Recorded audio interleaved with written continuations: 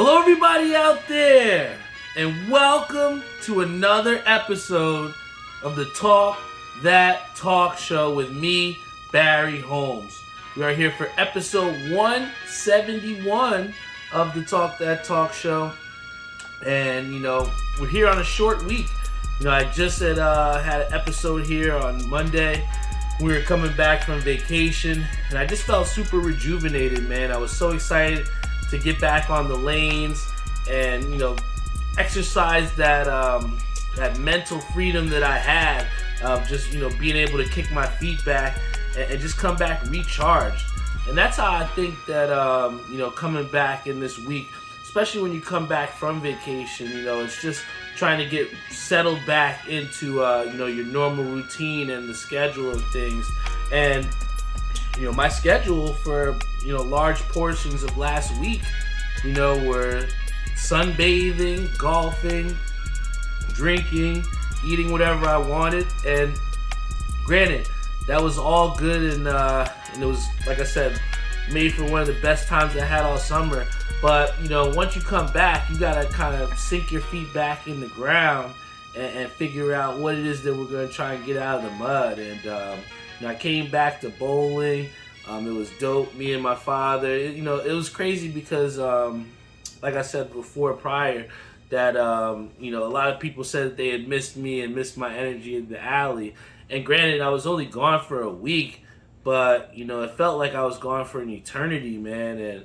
And I missed shots that were do and die, and I missed the pressure and just the overall atmosphere inside the alley. And I think, like I said, when you're able to step away from it a little bit, kind of recenters you and get you ready to go back at it.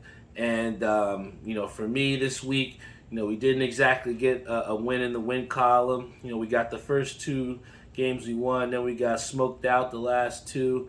And it was tough. My dad had left the alley early. I wasn't in great spirits either.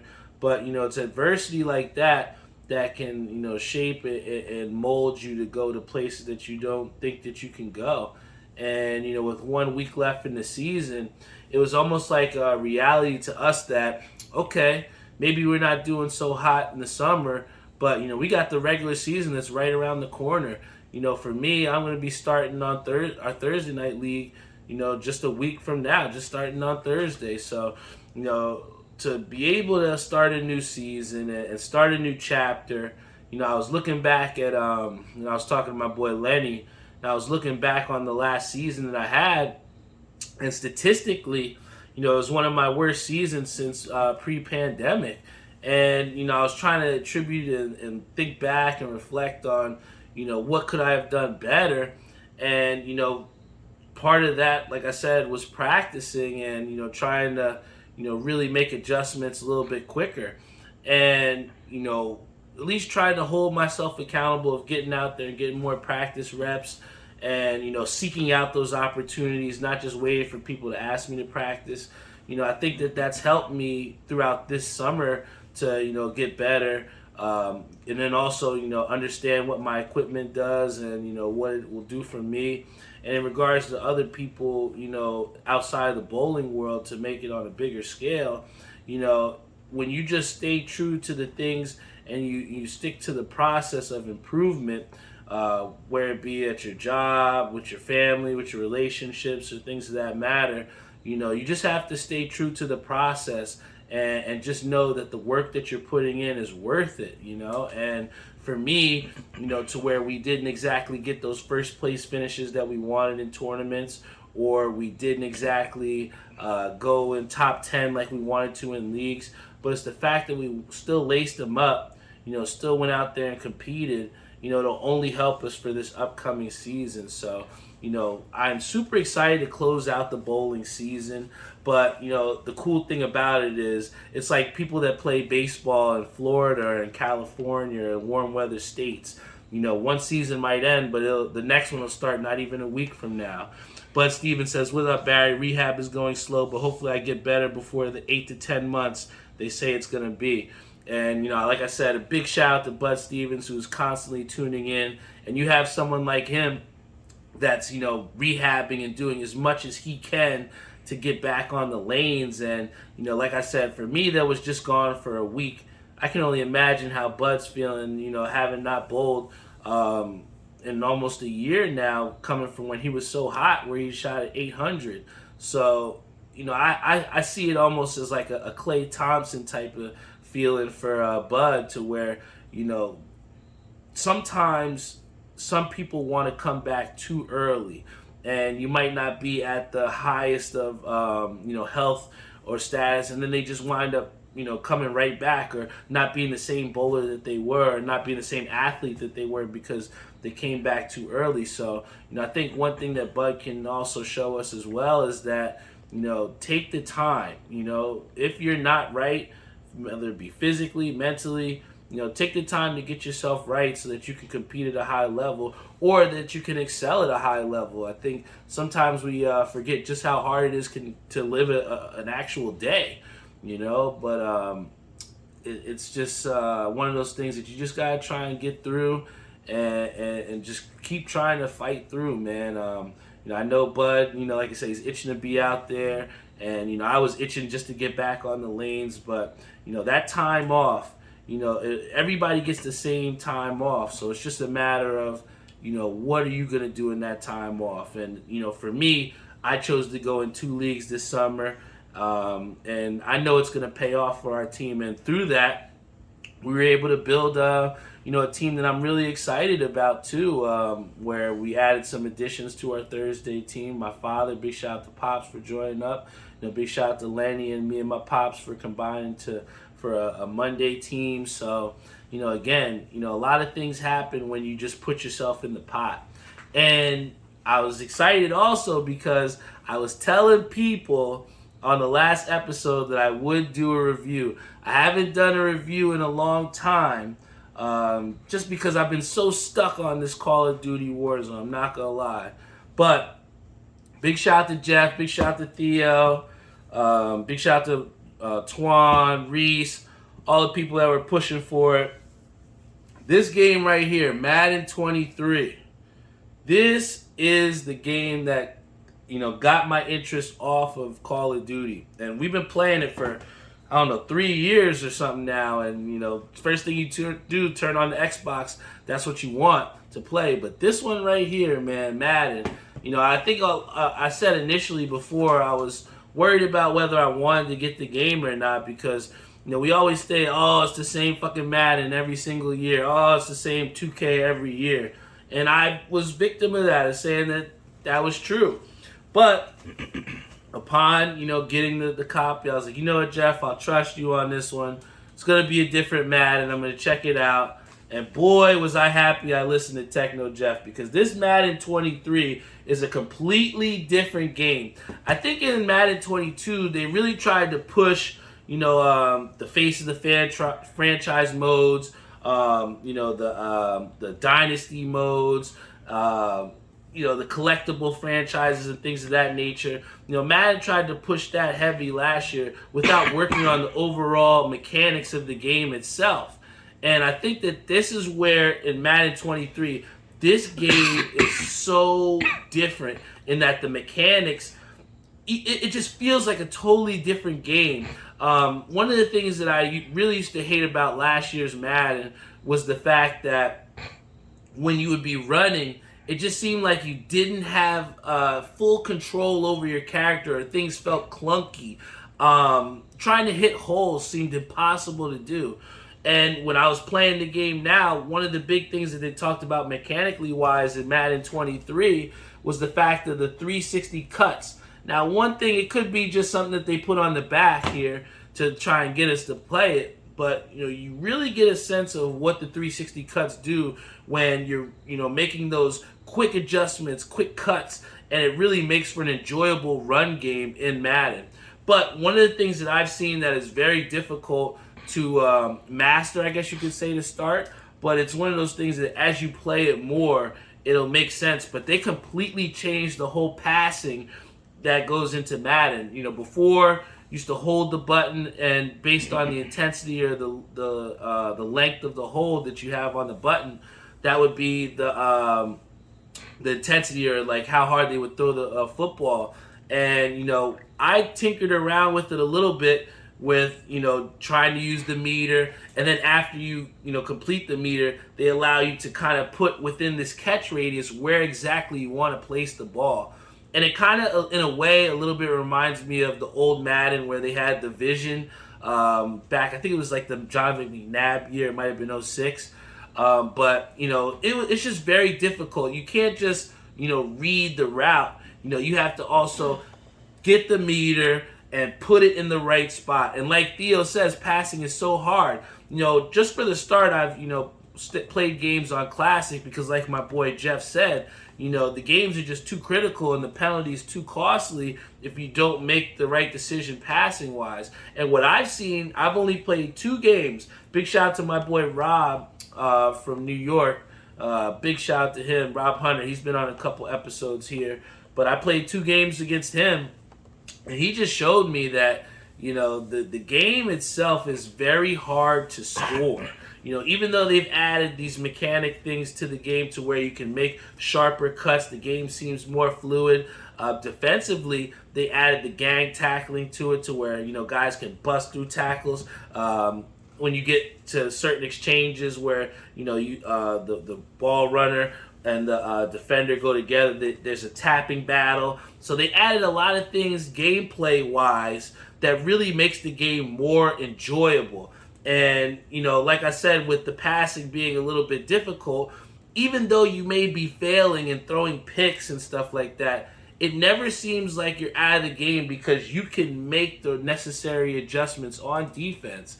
And, for me, being a defensive-minded Madden player, it can really help change the course of the game. Me and Rob played a fantastic game, and it wound up being a 14-9 game, So I think that, gone are the years where you can just put the game on and smack your friend by 50. Because even the best of players are struggling to score the ball in Madden this year, man. So, I'm really excited with what I saw here.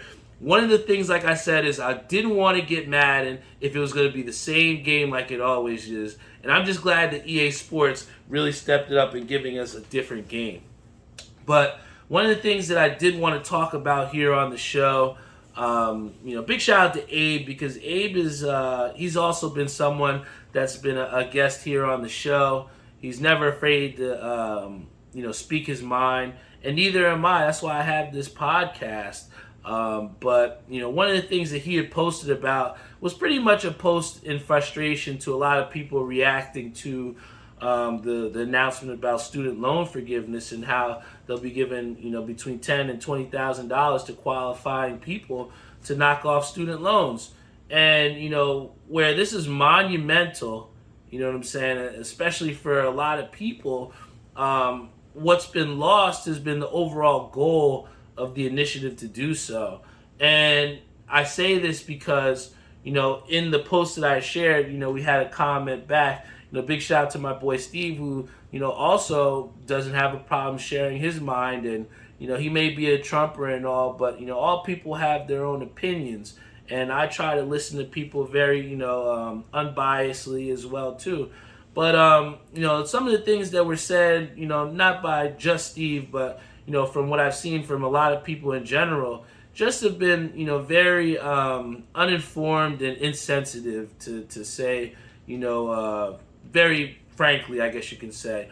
And, I highlighted some of the things that were said in that no one put a gun to your head to take out loans. And I think that there's no farther statement that's true than, and that's one of the things that we've seen so much from people in response to this, loan forgiveness is that, hey, nobody put a gun to your head to get this loan. You could have done something else. And yeah, that may very well have been the case. But I think that a lot of people, and this is why I say insensitive, because, a lot of people are insensitive to the other circumstances that are around, not just them, but the people around.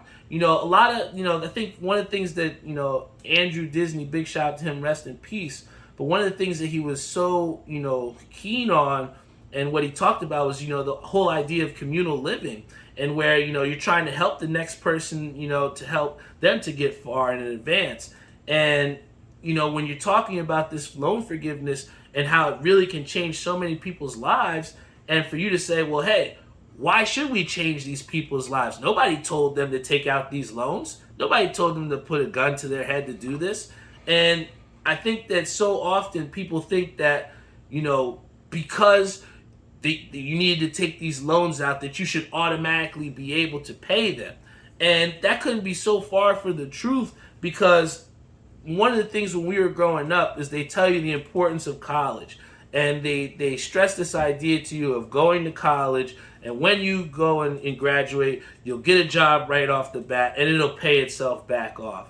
And the problem is that when we came out of college with these degrees, the jobs just weren't exactly there. And it has become the standard now to where a lot of people, when they graduate college, they're not going into the fields where they started at. I started out and I was in the communications field, but at the same time, I wound up working for a nonprofit. So, at the end of the day, it wasn't that, I wasn't working hard to pay off my loan. You know what I'm saying? Like, I was working just as hard, if not harder than the next person. I had 3 fucking jobs. I was working Playworks. I was doing bartending. I was doing, different catering events and stuff of that nature. So I think the narrative that because you took out a student loan, you should be able to pay this right back just couldn't be so far from the truth, because even with the hard work that could be putting in and that has been done, there are a lot of outside factors that can control and, impede on your progress. I fucking lost my job from COVID being at a place where I was promoted twice. And that had nothing to do with my lack of work ethic or nothing to do with me not wanting to pay back a student loan. I lost my job from a pandemic, you know what I'm saying? And in that time that was lost, there wasn't people out there that were trying to pay off my student loans or giving me jobs and things of that nature. I had lost my job and I was trying to put applications out there, doing side hustles. I created this podcast, did my whole hat business, and I really had to scrap just to survive the pandemic because, once that happened, there wasn't nobody out there just giving things out of that nature. So I think that, again, the narrative of you not working hard or not doing the things that you need to do to pay off these loans, I think that like I said, it's bullshit, man. And to think that I don't deserve it because somebody else didn't suffer the same way is just a very selfish thing for a lot of people to say. It's almost like, when we're brought up as kids, right? The parents always tell us that they want to, make our lives better so that we don't have to go through what they went through. And what you've seen from a lot of people on social media, sadly enough, is this ideal that I suffered, so you should have to suffer just as much as I did, And I think that it's such a skewed way of thinking because, here you have people that are complaining about, oh, well, my taxes are going to pay off someone else's student loans. Why should we help them? It's almost the same realm of like, hey, I'm not a heroin addict, but my tax-paying dollars may be going towards, a heroin program that could help people to not, to help people to get out of addiction and things of that nature. So just because that doesn't positively affect me doesn't mean that I shouldn't, want this program to exist to help people, because at the bottom of the line is, this thing is going to help a lot of people. And when you try to cite the long-term effects or things that haven't even happened yet, and, when you talk about the things that we've learned as far as fallacies go, I think that the main principle for what people are saying of why the student loan forgiveness is not good is based off of a slippery slope.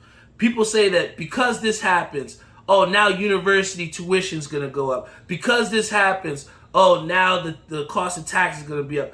Because this happens, the amount of $billion taxes or whatever money that we have to go to pay back isn't going to get paid back.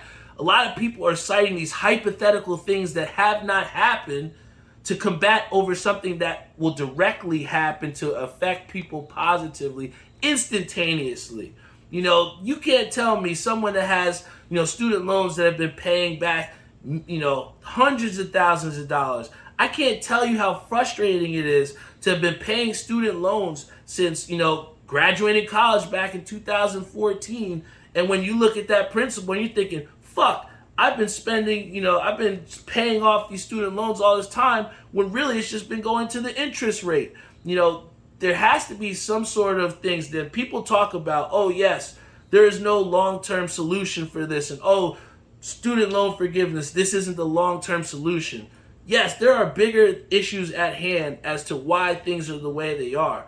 But when it comes down to actual workable things that we can do, here's a situation where we've acknowledged the fact that this pandemic or whatever it has taken so much from a lot of people. And to be so insensitive to say that, oh, because, I have no direct, effect on this, then other people shouldn't be helped is something very selfish, and it speaks to a bigger issue that is within this country, is that so many people are not, they don't want to help the next person next to them. You know what I'm saying? It's like, it's very frustrating to me to see something that directly positively affects my life, to where I've been grinding super hard, trying to, rebuild my life back up from what I've lost from the pandemic, to have someone just shitting on you saying you're not working hard enough. I can understand the claims and where people saying the hypotheticals and what the long-term effects can be. That's part of being a human being, is to listen to the other side and understand people. But it's another thing to attack people for their beliefs and for being happy for something that could positively affect them, just because it doesn't have help you out. I think that's crazy. It's almost like not being happy for your friend who just got the new car because you didn't get the new car because it didn't affect you. I think that we really have to look and really do the research as far as what these things, as far as loan forgiveness, really can do to help people out and the effects of that. But to jump down people's backs the way that I've seen people on social media, on a post that I had even shared myself, I think that's where we have to, as people, get away from the name calling, get away from ostracizing people for having differing thoughts, because that's the whole basis of how this society works. People are not going to agree with people, but at the same time, you can't drag people down, and you have to stay aware with trying to, make the right decisions to positively affect the most people. I think that, if you can keep that in mind and, keep that as the basis, then you'll start to see, a little bit less of, the conflicting ideals in that sense of just attacking people and not really seeing the bigger picture. So, I do want to thank Abe and I do want to thank Steve for the discussion they did have on my Facebook post, because, like I said, it affects so many different people. You have people that have student loans. You have people that don't have student loans. You have people that have paid them off, that haven't paid them off. But I just think that it's just something that raises to a bigger issue of, just trying to understand, what we don't understand, and not assuming that we know the situations of people and what's best for other people, But, I think that definitely leads into one of the next things that I definitely wanted to talk about too, was, when we talk about trying to stay true to the right path and go in the positive direction of trying to improve. One of the things that our DIY team, like you've heard me talk about, was setting up practices. And I went to go check out my boy Lenny yesterday at bowling, and we talked a little bit about how we were setting up our team practices, looking at the UBA schedule that posted out, and how we're going to try and coordinate these practices to go to tour stops so that we can feel a little bit more equipped going into battle. And we were talking to my one boy Ed, who, big shout out to him. He's a very good bowler, but he's on another team. And when we talked about practices and team practices, he was like, "You guys have team practices? You guys are weird." And he's like making fun of us because we wanted to set up team practices. And here's the thing that, could went one or two ways. You could have been like, oh man, here's Ed. I want to be cool like him. I'm not going to have a team practice or whatever. Nah, you have to stick true to the things that you believe are right, and it will put you in the path that you want to go to. So I had to tell him straight up, I'm like, I don't care what you think, bro. We're going to have team practice, and we do, because at the end of the day, we have a place that we're trying to go. And, you have to put the work in to get the results. Nothing easy, comes with, how could I say it? Nothing easy comes with, pain and problems. You know what I'm saying? The things that we really want, the things that you have to grind, get out of the mud, those are the things that, require the most effort, require the reinforcement, all the things, the tears, blood, sweat, gore, whatever you want to talk about to get to that desired outcome. That's what it's all about. But to shame somebody, again, I don't know why we're on this theme, but it's like to shame someone for wanting to do better, wanting to self-improve. That's the thing that kind of gets me a little upset for someone that I look, to as like a really great bowler. So again, when you have a set path in where it is that you're trying to go, sometimes people are going to make fun of you because it's not exactly the most desired path. It's not the sexiest path. But at the end of the day, you got to do what you got to do to get to where you got to go, man. And, that shit, being laughed at for wanting to practice, for setting up team practices, it only reinforced even more why we needed to do what we needed to do. Because, I'm not out here to practice to make friends, and I'm not out here to practice to, to fuck around. Like, I'm out here to practice to get to a desired outcome that I've never been to. And to do things that you've never done, you got to do things you've never done before, You got to go to places that you never thought you could go. And, from losing certain weeks, from experiencing missing key shots, that's what practice is for. And that's what practice is there to fix. And I'll be damned if I have somebody laughing at me for trying to improve myself or improve the people that I want to wear the same jersey with and I choose to surround myself with. So I just had to, get that out there as well, too. And, before I close the show out, I do want to do two things. And it's going same thing, on this theme, where, we're talking about, not being shamed, not being, ashamed to put the work in and to do what you need to do. I was watching Little League World Series, and, me and my dad were kind of reminiscing on the dog days of summer. The triple headers. Making the drives to all the different places and some of the, the plays that happened over the years and stuff like that. But, he was talking to Doc and, kind of giving like a little bit of the background as to like, why I love baseball and what that has and means to me. And it kind of led to this, reflection of the story that kind of is like representative of why I am the way that I am.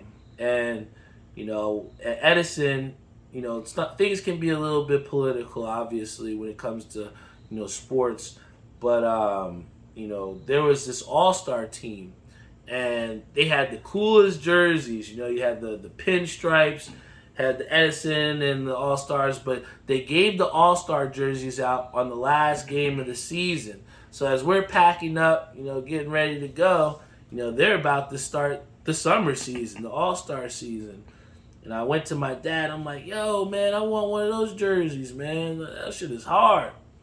And I had to be, maybe 5th grade, 6th grade or something like that. Mm-hmm. And, my dad straight up said to me, he was like, yo, you can't just get one of those jerseys, man. That's an all-star team. You got to work for it.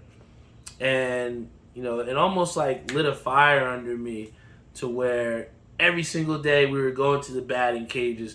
It seemed like every day we were going to the field right by my house. My dad was hitting me ground balls. One of my favorite things would be, he'd try to hit the ball as high as he could, and I'd be tracking down baseballs for hours, man. And that was pretty much how I started getting really good at the game of baseball and earned myself that jersey. So, when I was thinking back to it, like in reference to, some of the struggles I had in bowling and stuff of that nature, I really thought about it, and it was like, yo, the basis of me and my athletic career was, it started off of just hard work, getting it out the mud, grinding, putting the hours in, getting the nicks on the arm and, doing things of that nature to just get better. And I just couldn't believe, looking back on that story, there's almost 20 years now, But, even though that happened almost 20 years ago, the result of what happened was literally the basis of how I created the core value instilled within me to just work hard, man, and grind. My aunt, I was talking to her on the FaceTime today, and she just talked about the perseverance that it takes to just, get through the day, and just, just how happy she is to appreciate the little wins that she's had. And, you can't not talk to my aunt for like 10 minutes and be willing to run through a wall for her. So, the motivation that she's given me has been unmeasurable. But, like I said, the thing that she talked about, to reiterate, the same theme of just working hard and, not accepting the results that are in front of us, that's the basis of just what has propelled me into whatever right direction that I've wanted to go. We are our own worst enemies and we're our own best friends, the things within us is what push us and propel us forward. And, I'm just happy that, through the years, maybe not exactly having the notoriety that I would like to have with this podcast, maybe not exactly having the financial freedom that I would like because of student loans, maybe not exactly having the right career path based off of whatever have happened. There are some things that, I can't control. But the one thing I will say is that for the things that I can control, I'm just going to take my time, like my aunt says, try to be patient. Just take my time and just make calculated decisions that are the best for me, not only in the short term, but in the long term as well, too. I think that when the day that you stop believing in yourself and the day that you give up is the day that, you're not going to succeed in anything at all. And nothing that you want in life is going to come super easy, man. And, I've seen that over these past couple of years, man, where, on the face it may look great, but, the hard work behind the scenes, there's been some real tough nights, man. There's been some real times where, I wasn't at my best. But it's the fact that I can stand up here 10 toes down, give another episode of the Talk That Talk show, open my eyes up another day and see what I can, figure out that I didn't figure out the day before. That's the sweet grind of not only life, but just achieving your goals in general, man. I mean, that's pretty much all I can say. But, one thing that I will say before I close out this show, I got to give a shout out to my boy Lenny, because he did a great thing. He hit me up. He's like, and that's why it's so dope to have, people around you. And we talk about trying to help the person next to you. And, me and Lenny have really fostered this great relationship where, it was not just a friendship, but almost like a brotherhood in a way. But he knows that I'm a diehard Mets fan. And he's at the hat store up a little bit far away. And he's seen some unreleased Mets hats. And he's like, yo, my boy Barry would want those, man. And it made me feel good to think that like someone was thinking out there about me, because, the basis of how I've climbed out of the crab bucket, through the dog days of summer has been doing a lot of hat assisting and helping people out with getting hats that they need for a little price. But, to be on the flip side of that, where someone was thinking about me to get me this dope Mets hats. I mean, this one right here, I think they call, this the ocean, I think it's like an ocean pack, something of that nature. But, it's a nice, beautiful greenish teal color, which we have the 2013 All-Star Game patch, very chunky patch. And then the undervisor to this one is almost like a lemon yellow. We don't really see yellow used too often in the undervisors, but, the way that it has here, also with the flat batterman in the back, it gives me real summer vibes. And I have so much shit that I know I can rock with this hat, man. And to think that Letty got this for me, I'm very appreciative for that. But this one right here, I can see myself wearing this so much, man. I can never get tired of the Mr. Met logo. Here we got the Mr. Met logo with the 2015 World Series patch. We didn't win this World Series, but it's definitely dope to see a newer type patch on the Mets because we don't really see this one too often. And then we got, the raised batterman in the back. I don't care about if it's raised, if the hat is super hard, and this hat is super hard, because here we have, it's almost like an aqua underbrim for this.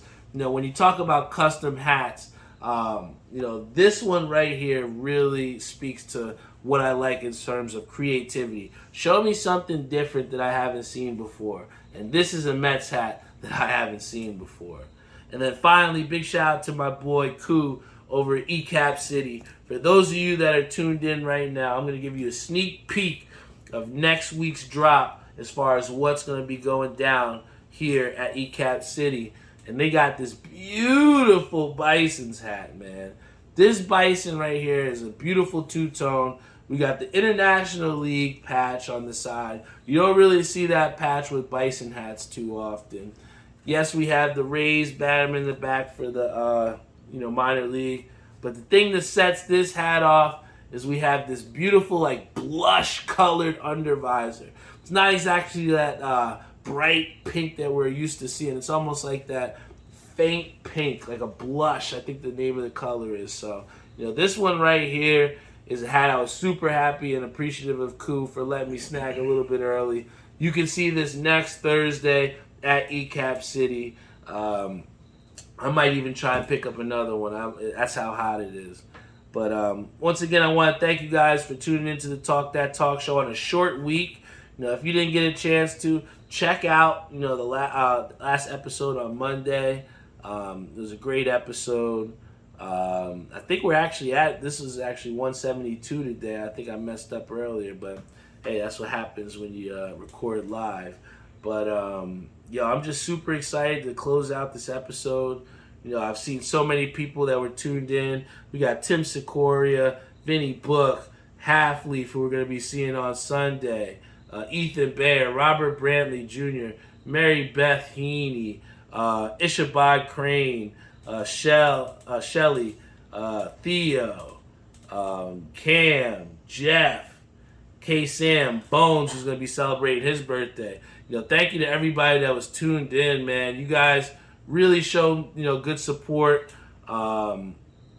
It means the world to me to at least have an audience to talk to each and every week, man. And makes me, feel good, man, to be able to share my thoughts, share my feelings, share the things that are going on in my life, and even share maybe little sneak peeks of some hats that you may not have seen before, man. So, like I said, this show is continuing to evolve.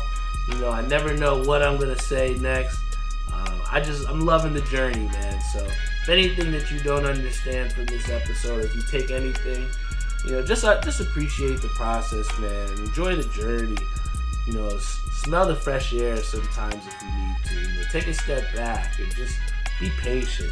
I think that, when we take a step back and really are able to digest the things around us, we're able to make good decisions, man. And luckily enough, in these past couple months to, year or so, I've been just trying to make the best decisions to put me on the best path forward. So, thank you for being a part of this journey, guys. I appreciate you so much. Tune into the Talk That Talk show every single week. TalkThatTalkShow.com. Tell a friend. We're on Spotify, Google Podcasts, Apple Podcasts, iHeartRadio, Stitcher, you name it, we're on it, man. And I appreciate you guys so much for tuning in every single week. I love you all. This is the Talk That Talk show. Every single week, you will get my unfiltered thoughts. I'll see you all next week.